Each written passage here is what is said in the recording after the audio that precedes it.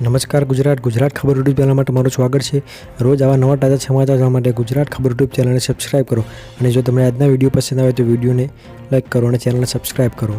સામાન્ય માણસને 10,000 રૂપિયાની સહાય, મોદીજીનું મુસ્લિમો પર નિવેદન, કેજરીવાલ જેલમાંથી આવ્યા બહાર, જે ખેડૂતો વાવણી લાયક વરસાદ, મફત ગેસ સિલિન્ડર થયો જાહેર, બાળકોને 36,000 રૂપિયાની સહાય, ગાય ખરીદવા 80,000 રૂપિયાની ભેટ, આગામી 1 મહિનો કેવું રહેશે વાતાવરણ, ખેડૂતોને દર મહિને 50,000 રૂપિયાની સહાય, ગુજરાતનો ખેડૂત ફરીવાર ચિંતામાં, આજનો ખેડૂત મોંઘવારીમાં ફસ્યો, દેવામાફીને લઈને મોટી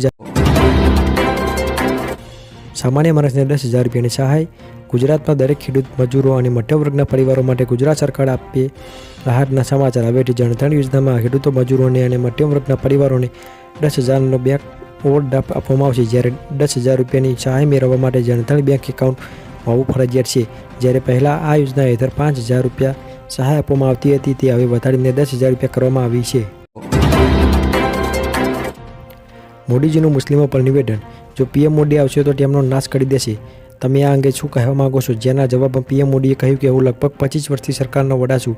ગુજરાતની વાત કરીએ તો તમે જાણતા જ હશો કે અહીં 18થી 19મી સદી રમખાણો થઈ રહ્યા છે અને 7 સરખામણો થયા। 10 વર્ષ 2002 પછી એક ઉલટ થયો નથી। પીએમ મોદીએ કહ્યું કે ગુજરાતના મુસ્લિમો આજે પણ ભાજપને મત આપે છે।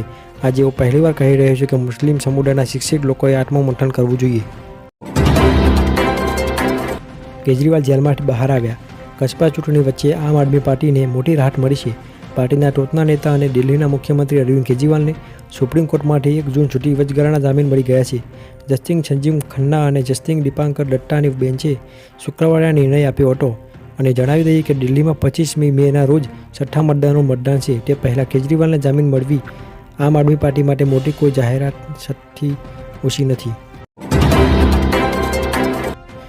ખેડૂતો માટે વાવણી લાયક વરસાદ, જેઠ સુદ 14 અને શુક્રવારના રોજ અદ્રા નક્ષત્રનો પ્રારંભ થશે। અદ્રા નક્ષત્ર 21/6/2024ના રોજ બેસે છે, એટલે કે 21 તારીખે રાત્રે 12:18 શરૂ થશે। આંદ્રા નક્ષત્રનું વાહન મોર છે। પાદરા નક્ષત્રમાં વરસાદ સારો થાય છે અને નદીવારા છલકાઈ જાય છે। ગુજરાતમાં સામાન્ય રીતે 15 જૂન પછી ચોમાસાની શરૂઆત થતી હોય છે। સારા વરસાદ માટે જ વરસાદનું ભારે નક્ષત્ર એટલે કે નક્ષત્ર કહેવાય છે। 21 જૂન 2024ના રોજ આ નક્ષત્ર ચાલુ થશે। આ વાવણીના વરસાદની પૂરેપૂરી સંભાવના રહેલી છે। મફત ગેસ સિલિન્ડર જાહેર, પ્રધાનમંત્રી ઉજ્જવલા યોજનાને લઈને એક રાહતના સમાચાર સામે આવ્યા છે। મોદી સરકારે 75 લાખ નવા ગેસ કનેક્શન આપવાનો નિર્ણય કર્યો છે, જેમાંથી જે લોકોને અગાઉ ફોર્મ ભર્યા હતા તેમને 5-5 કિલોના 2 સિલિન્ડર, 14.2 કિલોનો સિલિન્ડર, ગેસ ચૂલો, લાઇટર, રેગ્યુલેટર અને સામાન આપવાનું શરૂ થઈ ગયું છે। આ સાથે નવા ઉજ્જવલા યોજના માટે ફોર્મ ભરવાના શરૂ થઈ ગયા છે, જેથી જે પણ મિત્રો પ્રધાનમંત્રી ઉજ્જવલા યોજનાનો લાભ લેવા માટે માંગતા હોય તો આ યોજનામાં ફોર્મ ભરી શકે છે। બાળકોને 36,000 રૂપિયાની સહાય, ગુજરાત સરકારે અનાથ બાળકો માટે શરૂ કરેલી પાલક માતા પાલક પિતા યોજનામાં મહત્વનો ફેરફાર કર્યો છે। આ યોજના હેઠળ હાલમાં વિધવા માતા જો પુનઃ લગ્ન કરે અને બાળકો કોઈ સગા સંબંધીને ત્યાં ઉછરે તેવી સ્થિતિમાં સામાજિક ન્યાય રાખના કિસ્સામાં સગા સંબંધીઓને રહેતા 18 વર્ષ સુધીના બાળકને દર મહિને 1,000 રૂપિયાની અધિકારી વિભાગ દ્વારા દર મહિને ₹3,000ની સહાય અપાય છે। તેવી જ રીતે હવે વિધુર પિતાના પુનઃ લગ્ન અને સંતાનનો સગા સંબંધોને ત્યાં રહેતા હોય તેવા કિસ્સામાં પણ આ સહાય મંજૂર કરવા નિર્ણય થયો છે। હાલમાં આ યોજના હેઠળ સંપૂર્ણ અનાય માતા કે પિતાના અવસાનથી છત્રછાયા ગુમાવનારા 19,170 બાળકોને દર મહિને ₹3,000ની સહાય ચૂકવાય છે। ગાય ખરીદવા 80,000 રૂપિયાની ભેટ, ગ્રામીણ વિસ્તારો માટે પશુપાલન આવકના સૌથી મોટા સ્ત્રોત તરીકે ઉભરી આવ્યું છે। મોટી સંખ્યામાં ગ્રામ્ય અને ભેંસ અને તેમની આવકોમાં વધારો કરી રહી છે। આ કડીમાં ઉત્તર પ્રદેશ સરકારે નંદ બાબા દૂધ મિશન હેઠળ મુખ્યમંત્રી સ્વદેશી ગૌ સંવર્ધન યોજના શરૂ કરી છે। આ અંગે સરકારે નોટિફિકેશન પણ બહાર પાડ્યું છે। નોટિફિકેશન અનુસાર ગુજરાત અહેવાલ થારપાપા ગીર અને અન્ય રાજ્યોમાંથી હાઇબ્રિડ જાતિની ગાયો ખરીદીને ટ્રાન્સપોર્ટેશન, ટ્રાન્ઝિટ ઇન્સ્યોરન્સ અને પશુ ઇન્સ્યોરન્સ પર ખર્ચમાં આવતી રકમ પર સબસિડી આપવાનો નિર્ણય કર્યો છે। ગાયોના પશુપાલકોને આ સબસિડી મહત્તમ 2 દેશી જાતોની ગાયોની ખરીદી પર મળશે। આના આધારે કુલ ખર્ચની રકમના 40% એટલે કે 80,000 રૂપિયા સુધીની રકમ ગૌપાલકોને આપવામાં આવશે। પ્રથમ તબક્કામાં આ યોજના રાજ્યના 18 વિભાગીય મુખ્ય મલયાના જિલ્લાઓમાં લાગુ કરવામાં આવશે। આ પછી તેને રાજ્યના તમામ જિલ્લાઓમાં લાગુ કરવામાં આવશે। આગામી એક મહિનો કેવું રહેશે વાતાવરણ? 14 મેથી 18 જૂન વચ્ચે આંધી વંટોળ સાથે વરસાદની આગાહી છે તથા 26 મેથી 4 જૂન વચ્ચે રોહિણી નક્ષત્રના વરસાદની સંભાવના છે. તેમજ રાજ્યમાં 17 મેથી ગરમીનો પ્રકોપ વધશે. આજે રાજ્યમાં છૂટોછવાયો વરસાદ પડી શકે છે. 25 મે સુધી મધ્ય ગુજરાતના ભાગોમાં ગરમી વધશે તથા મધ્ય ગુજરાતના ભાગોમાં તાપમાન 45 ડિગ્રીની પાર થશે. ઉત્તર ગુજરાતના ભાગોમાં તાપમાન 43 ડિગ્રી પાર જશે. ઉત્તર સૌરાષ્ટ્રમાં તાપમાન 42 ડિગ્રી રહેવાની સંભાવના છે. 20 થી 22 મે સુધી વાદળછાયું વાતાવરણ રહેવાની શક્યતા છે તથા કેટલાક ભાગોમાં વરસાદ પડી શકે છે. ગાજવીજ સાથે વરસાદ રહેવાની શક્યતા સાથે 7 જૂનથી 10 જૂન રાજ્યના જુદા જુદા ભાગોમાં ચોમાસું શરૂ થવાની શક્યતા છે. તેમજ 14 થી 18 જૂનમાં ભારે આંધી વંટોળ સાથે વરસાદની શક્યતા છે. તેમાં કાયા મકાનના છાપરા ઉડી જાય તેવી વરસાદની આગાહી કરાઈ છે. 25 જૂનથી રાજ્યના મોટાભાગના ચોમાસું શરૂ થઈ જશે. ખેડૂતોને દર મહિને 5,000 રૂપિયાની સહાય.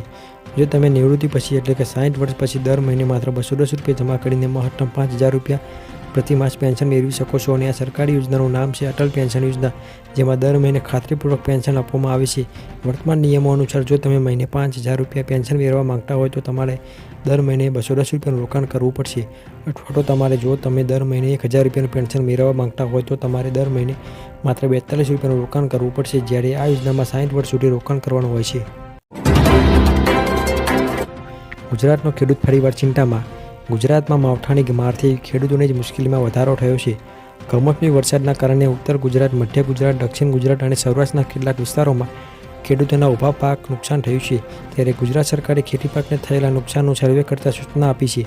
હજી પણ 3 દિવસ ગુજરાતમાં કેટલાક વિસ્તારમાં રો વરસાદ પડવાની આગાહી કરવા હવામાન વિભાગે કરી છે. વલસાડ, નવસારી, વાંસદા, ડાંગ, પંચમહાલ, વડોદરા, અમરેલી, સુરેન્દ્રનગર, ભાવનગર, સાવરકુંડલા, બોટાદ, ઈડર, અરવલ્લી સહિતના મથકમાં પડેલા કમોસમી વરસાદના પગલે કેરી, ચીકુ, કેળા, પપૈયા, તલ, બાજરી, જુવાર, ડુંગળી સહિતના પાકને નુકસાન થયું છે. મોટાભાગના ખેતરોમાં તૈયાર પાક હતા અને તેને નુકસાન થતાં ખેડૂતોની માટે ચિંતાના વાદળો ઘેરાયા છે.